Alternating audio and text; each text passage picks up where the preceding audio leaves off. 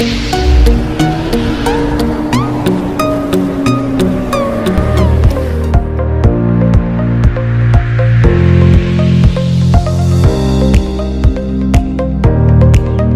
guys, ngayon po may panibagong videos na naman tayo tungkol sa badya.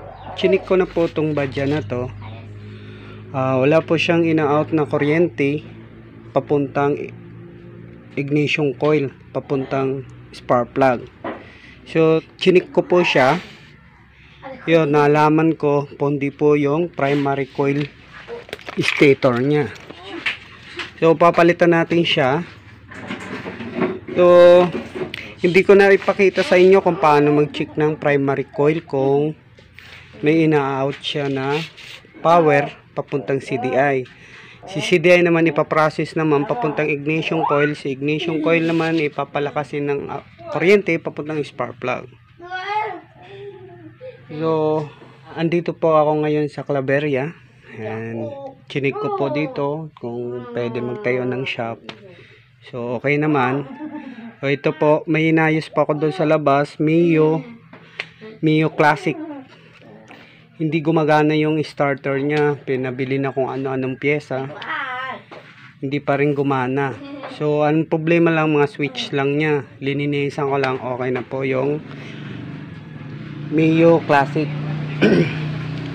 So, ipapakita ko sa inyo kung paano natin palitan ng primary coil. So kung bago lang po kayo sa YouTube channel ko, huwag niyong kalimutan mag-like, mag-subscribe at pindutin ang notification bell para updated kayo sa mga bagong kaalaman pagdating sa motor. So hindi ko na patatagalin, umpisa na natin, tara. Guys, ipapakita ko sa inyo kung paano mag-trace ng primary coil na pondido na pagdating sa CT100 Kawasaki badya po siya. So ito pong wire, nakikita nyo po itong buong wire. Dito kayo sa sakit niya. Ito po ang pinakasakit natin. Galing primary. Huhugutin nyo lang po yan. And then, hahatakin nyo kung saan banda yung pinaka primary niya na wire. Ito po. Ito. So may mga kulay po yan. Papakita ko sa inyo ang kulay. Ito guys, ipapaliwanag ko lang sa inyo ang color coding ng ating stator sa badya CT100. So yan pong ito pong plain red. Teka, hindi makita. So yung plain red po, yan ang primary coil natin. Tapos yung yellow is light coil. Papunta po yan, yung may yellow na may guhit na puti. Iyan. Papunta po siya sa regulator. Tapos yung blue-white,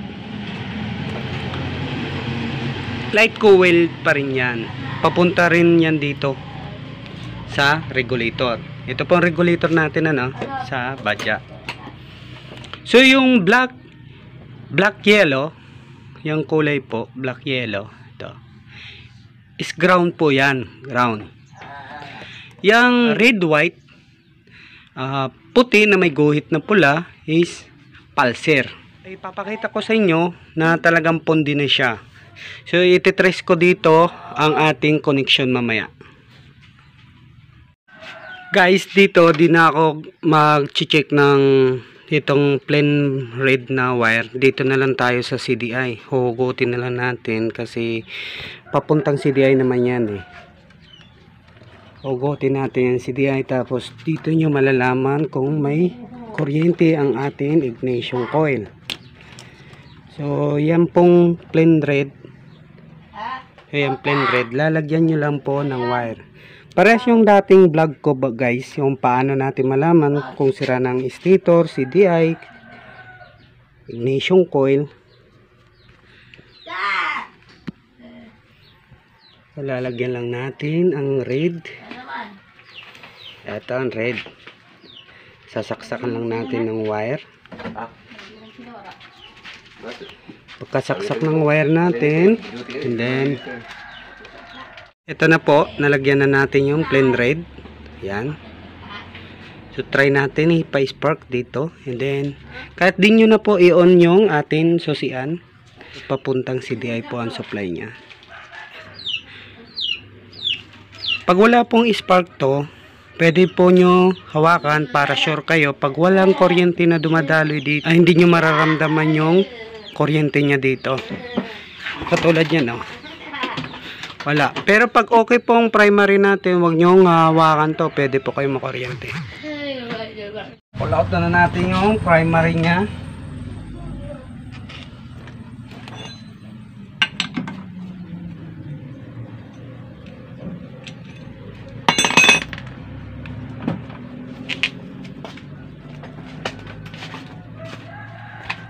Pasensya na guys, wala akong dalang powder. Gagawa lang natin ng paraan to.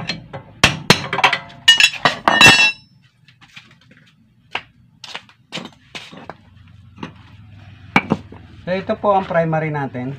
Papalitan natin ng bago. 2 tornilyo lang po yan. Try natin mamaya kung spark. Kasi wala talaga siyang ina-out na current papuntang CDI.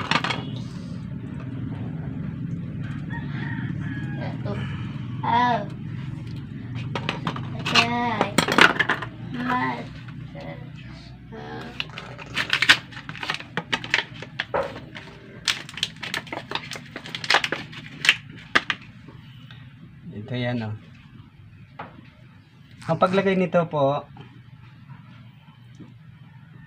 natin ikabit yan dito sa katawan mismo, ng primary coil. Ganyan. Kasi connect lang natin dito sa red. So bali dalawa yung ground nya.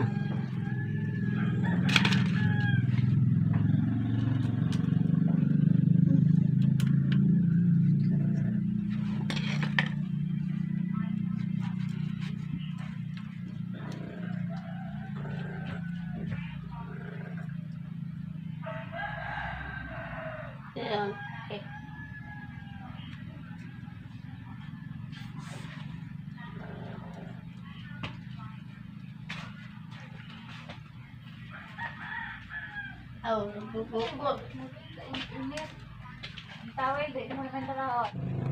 Ganito lang po mag-install sa primary coil natin.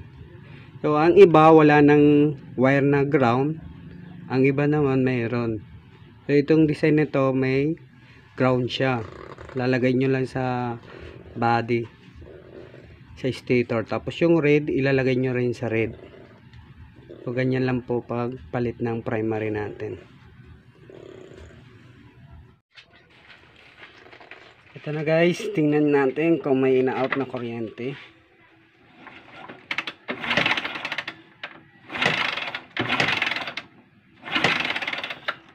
Sige daw, pakisipa daw.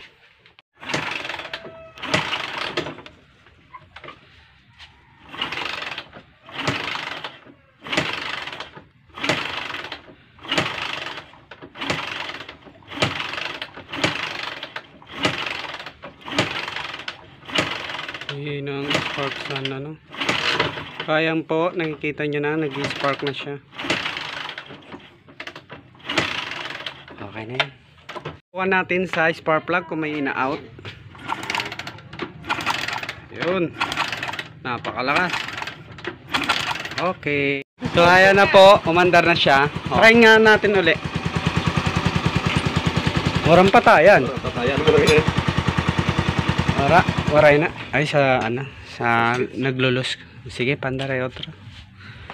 Tingnan natin kung andar uli. Ayun. So ganun lang guys ang pagpalit natin sa primary coil. So paano natin malaman kung sira ang primary coil natin? Ganun lang ang gawin nyo. Sundan nyo lang yung mga ginagawa ko. Sana may natutunan kayo sa tutorial ko ngayon. Napaka simple lang. Mag-trace na may walang kuryente. And then magpalit ng primary coil. So once again, maraming salamat po. Tell me pretty lies, look me in the face, tell me that you love